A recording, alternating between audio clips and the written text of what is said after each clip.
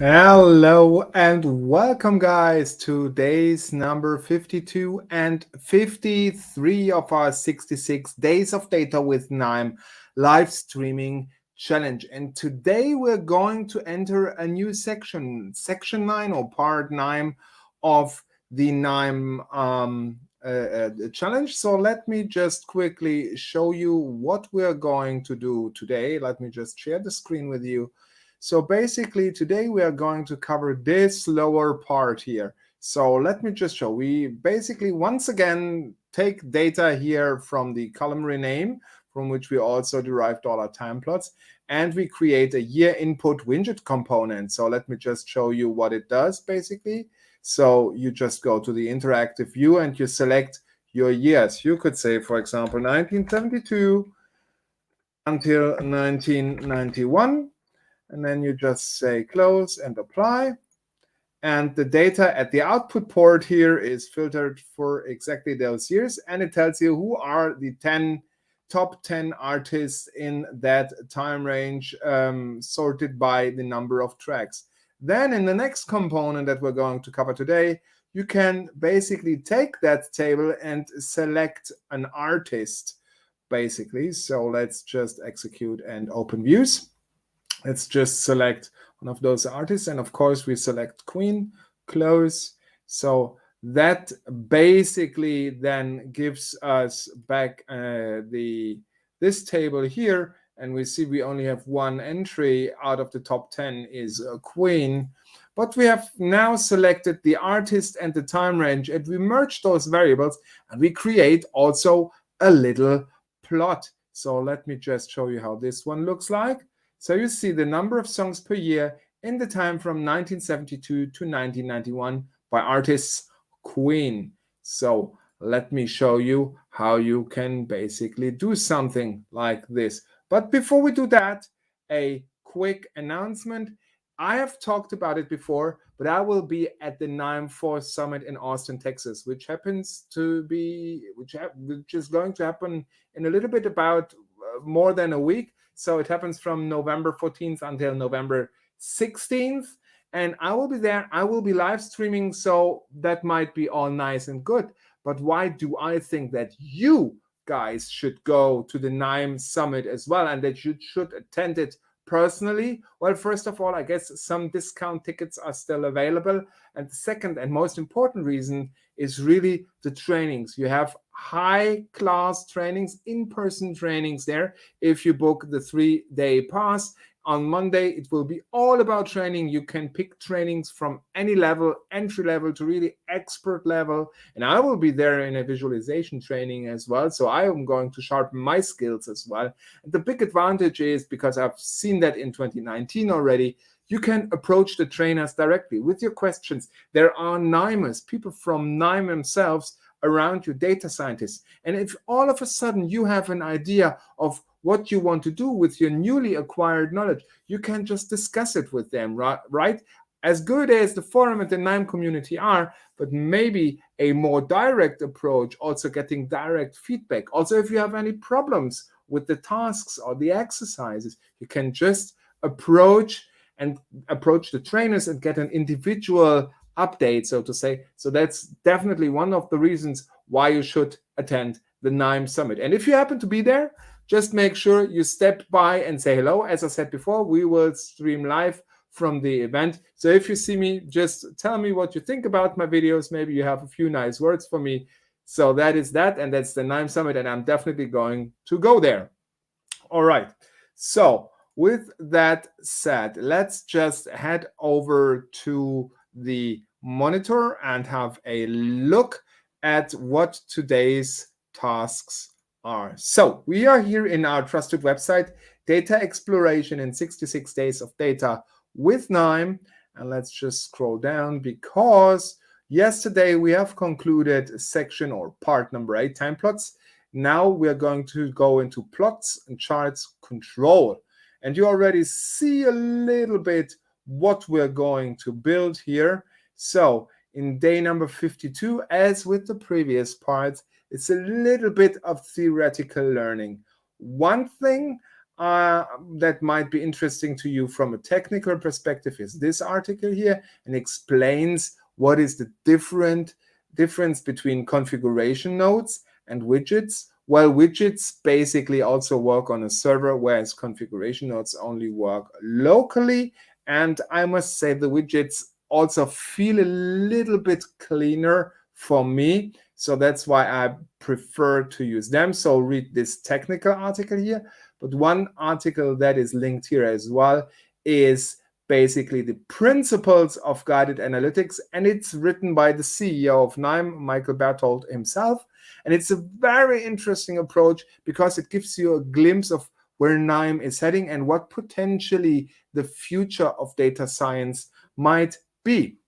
The interesting part here really is that he has a strong opinion versus pre or hard-coded solutions that serve one use case and one use case only, and basically votes for KNIME as an open and flexible platform that can be used in many, many, many ways, like different businesses, different markets, different areas, different verticals. So I know of use cases where people have used it in the personal beauty niche, where German hair how do you call it, hair products manufacturer Henkel basically created it for professional hair cutters. They used KNIME to come up with algorithms for professional salons that then could better serve their customers. And I'm coming from finance, completely different market, still using KNIME. So definitely make sure you read this one. But you probably want to read or hear a little bit more about day 53. So let's just dive into that and see what the tasks are. And then we head over to KNIME and see how we have solved these exercises. Okay, so day number 53. Let's continue using the output table of the second group by node. Well, for us, it's basically a column rename node, where we counted the number of tracks for each artist across all years. Build a guided analytics sequence with the component including a widget-based selection framework to select the from year and the 2-year time window and extract the top K artists. So maybe we just stop here and just go over here. And this is basically our sequence. So let's have a look at the very first node. If you just look here in the node monitor, you see here we have our nearly 63,000 rows with the year, with the artist name, and with the number of tracks. So what we basically wanted to do is have something like this, where we can basically enter the start year and the end year, and then the 63,000 items are filtered by that. And if you just look at the output port, we also have a top 10 list created in here. So let me just quickly go into this component, control double click, and you see we basically have 2 integer widgets, and these make the input forms that you see here. If you just go into the interactive view, this input form and this input form are basically these 2 widget nodes here. So let's just have a look at one of them. Please enter the start year. I call the variable var from year. I hard code the 1922 as the minimum and 2021 as the maximum. That is basically the range of information that is available in our data set, and the default value is always 1922. All right, the same is true for this node, just that I call it var 2 year, and I just say please enter the end year, but all the other settings are the same. Then we once again have to merge the variables, and let me just quickly delete the notation here because it's not needed. We want to merge the variables, and then basically once again create a rule-based row filter, and we feed these merged variables, the start year and the end year, into that rule-based row filter. So basically our rule is, if the year is greater than the start year and the year is less than or equal to the end year, then label it as true and only keep the true matches. So here we have boiled down the overall list to 15,300 15,300 line items, and then we just apply a top 10 selection, just like we did before. Top K selector, we say the number of rows is 10, and basically we sort by the number of tracks descending, and advanced sort output, and the result basically is a table like this. You see it here. One thing that you might see is a little bit different is the flow variables. So these flow variables, we will need them later on in our sequence. And the thing with flow variables is that they are usually local to a component. That means they are only available within a component. If you want to make them available for every node in your workflow, which is also called make them available globally, you basically have to tell the component, hey, please also provide a flow variable output port, and you have to tell the component output which flow variables might be handed over. So let me just quickly show you how you do that. And let me just turn this one off again. So basically how you do that is you just go into the component setup like this, right click on the component, right click component and then setup. And here we not only have an out port of a table, but we added an additional one of type flow variable, right? So that is the second one. And then within the component, this node gets basically an input port.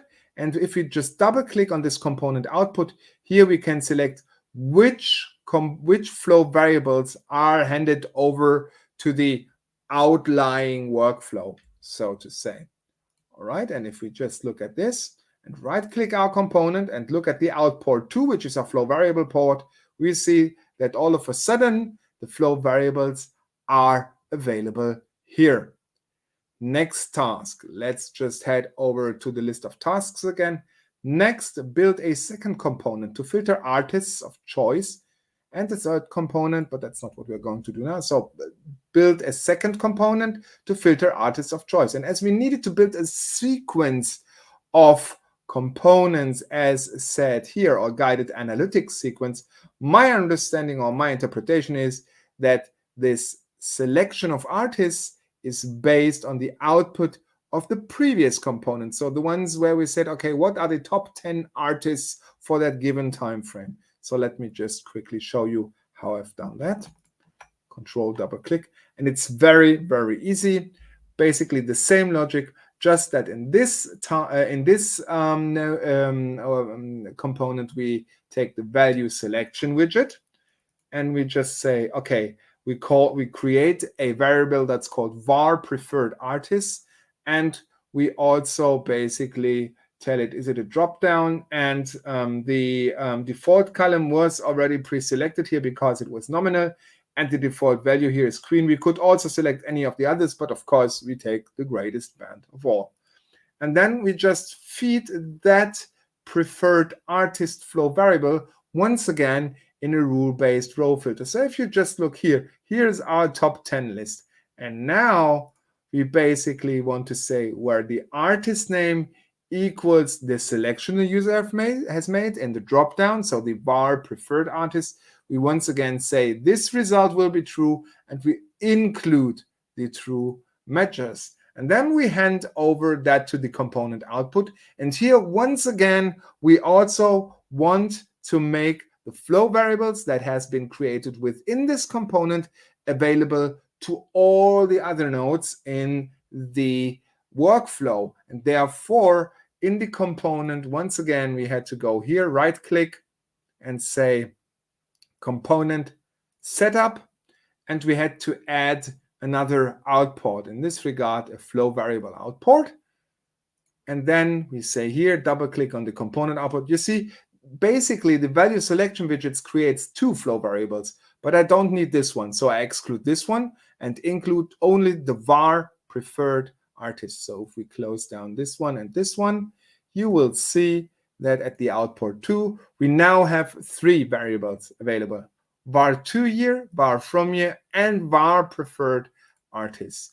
So in the next task, we merge these variables once again. And then let's have a look at the task number 3. Task number 3 is component of choice and a third component to build time plot views, for example, a line plot, a bar chart, stacked area chart, etc., to visualize the number of tracks by artists over a selected time period. And it doesn't say it explicitly here, my friends, but the thing is, I interpreted this in a way that I also need to make the subtitle parametric. So I do not only want to know, okay, that's the number of tracks, but what artists and so on and so forth. So I put that information into the subtitle of the line plots we're going to create. And therefore, we needed the flow variables we've made available before in that as well. So let me just quickly show you how. So if we just go over back to KNIME, so we once again merge those variables. Now we have all 3 available here, and we feed them into this component here. So control, double click on the component, and you see that now I have from the component input, I basically need to make available, just as before, just for the input here, all the flow variables I want to use within that component. And then I just connect them to a rule-based row filter. And here I say it's a pretty or a little bit more complex rule. I basically say if the year is greater than or equal to the from year, and if the year is less than or equal to the to year, and if the artist name is like the var preferred artist, then please mark this entry as true. And then we say include only true matches. So okay, and if you see here, once again, here we have our list of 63,000 items. So what we basically have done at the end of the day, we have created a new table with the years, with the artist name, and with the number of tracks. And as this table is already vertically oriented and already has speaking and good column headers, there is no need, as in the previous section, to pivot anything or to change column headings. It's all good. So we just feed this into a line plot and basically say, okay, we want to choose the columns for the y-axis. That's the number of tracks. We choose the column for the x-axis. That is the year. And I basically say the label for the y-axis is the number of songs, and the general plot options, the chart title, is the number of songs per year. I leave open the chart subtitle because, as you can see below here, the chart subtitle parameter is controlled by a flow variable, and that's where this string manipulation becomes important, because in this string manipulation, I basically connect together the years, the artist in a speaking subtitle.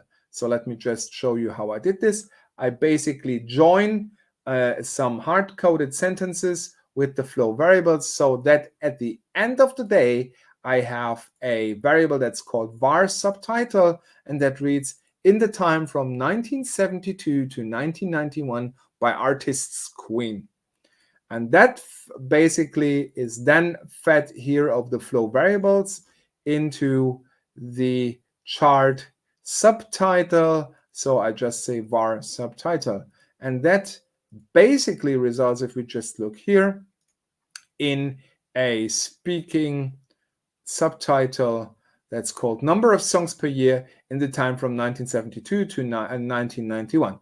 So to see if this all works, I have not tested this before, so this is a live stream challenge. Maybe let's just have a look. If we change something, what happens then?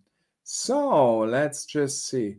Let's widen the range maybe a little bit. So we right click on the interactive view and we say, well, let's just take 1950 until, what do we say, 1989? Okay, so let's just apply and close. All right, we have now different number of values here. So let's just execute and open views. We just select one of those. Let's just take Julio Iglesias. All right. We apply the settings temporarily like this.